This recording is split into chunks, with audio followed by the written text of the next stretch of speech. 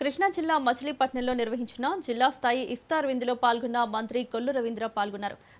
పీఎస్ఆర్టీసీ chairman, DCMS chairman బండి రామకృష్ణ, జిల్లా collector DK బాలాజీలతో కలిసి ప్రత్యేక ప్రార్థనల్లో పాల్గొన్నారు. గత ప్రభుత్వం మైనార్టీల సంక్షేమాన్ని పూర్తిగా విస్మరించిందని, కూటమి ప్రభుత్వ హయాంలో మైనార్టీల సంక్షేమానికి పెద్దపీట వేశామని మంత్రి కొల్లు తెలిపారు.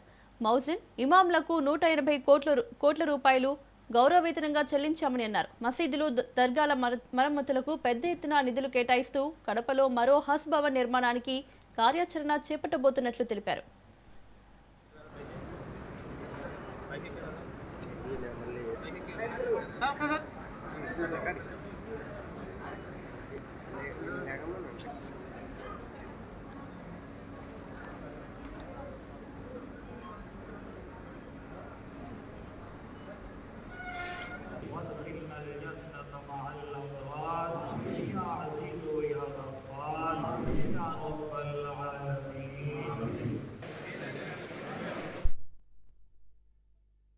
రంజాన్ మాసాన్ని చాలా అత్యంత పవిత్రంగా ఈ నెల రోజుల పాటు సూర్యోదయం కంటే ముందు నుంచి సూర్యాస్తం అయ్యే వరకు కఠోరమైనటువంటి దీక్ష చేస్తూ కనీసం అంగట్లోకి లాలాజలం కూడా తీసుకోకుండా చాలా నిష్ఠగా చేసేటటువంటి కార్యక్రమమే ఈ రంజాన్ మాసం.